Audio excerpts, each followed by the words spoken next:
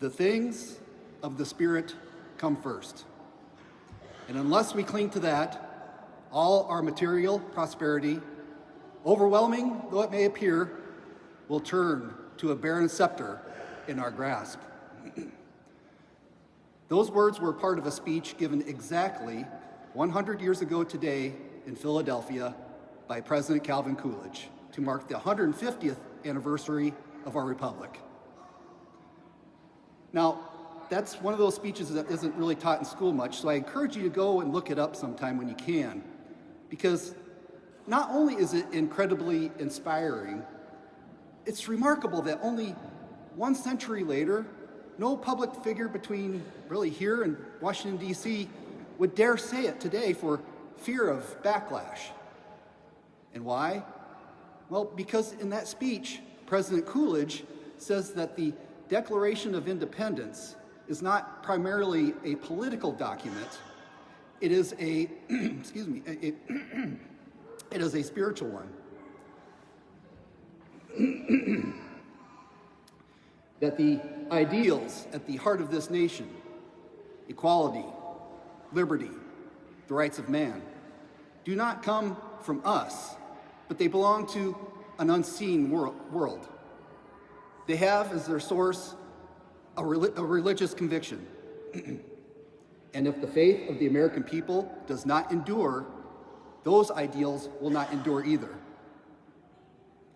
And in that speech, he also traced the founding principles back to the colonial clergy, those pastors that crossed the ocean to worship freely. He quoted a Massachusetts minister from 1710 who wrote that democracy is Christ's government in church and state. He reminded his audience that the Declaration opens with a reference to nature's God and closes with an appeal to the Supreme Judge. His conclusion was direct, that this nation was not built on political theory alone. It was built on preaching the gospel. And in his speech, he also issued a warning. He said that a nation that abandons the spiritual source of its ideals cannot keep those ideals. He called the danger by its name: pagan materialism, the worship of what you can see and touch in place of those things that you cannot. He called his countrymen back to, quote, keep alive the altar fires before which the founders worshipped.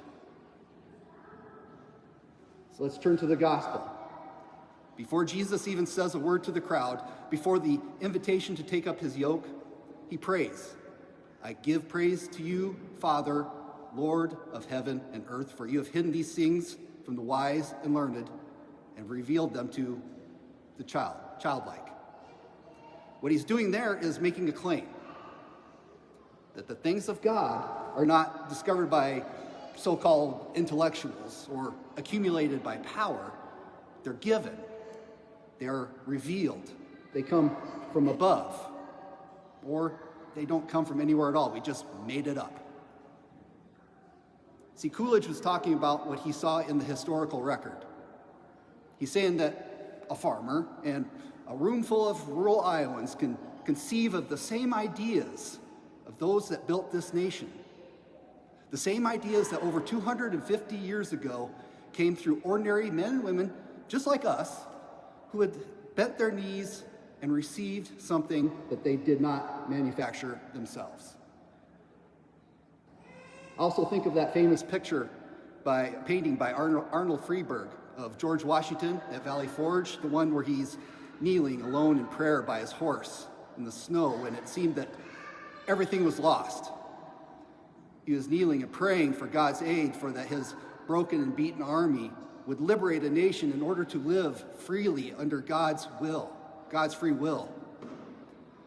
And after the war was won, he did not call his army's survival a military achievement.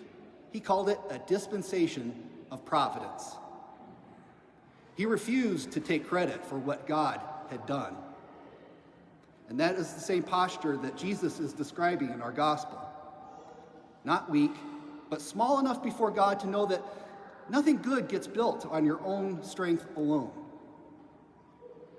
And this is what really the rest of the gospel is about. Come to me, all you who labor and are burdened, and I will give you rest. Take my yoke upon you. Now you notice, Jesus doesn't say he will remove your yoke.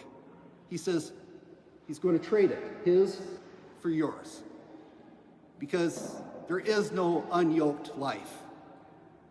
The question is never whether you're carrying something, because let's face it, every one of us carries something that's holding us down or burdening us. The question is, what are you actually bound to? In our second reading from Romans, Paul names two options: the flesh and the spirit. The flesh is that whole exhausting project of building your life on what you can control or prove or accumulate. Coolidge called that materialism. Paul calls it death. Not dramatically, but accurately. A life organized around what you can grasp eventually runs out of things to grasp. The spirit is the other yoke. And the paradox at the heart of the gospel is this one. The one that begins with surrender. With, I give praise to you, Father. That burden is light. Not easy, but light. This is the weight that we were actually designed to carry. Not that burden that weighs you down and causes you pain. So, 100 years ago today, Coolidge warned the people not to sink into materialism, to keep those altar fires burning, that the things of the Spirit come first.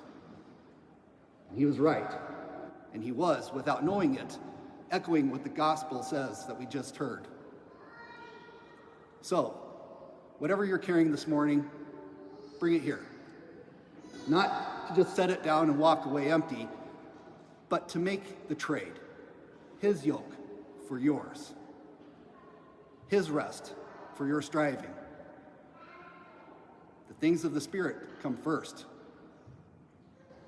Let them come first today.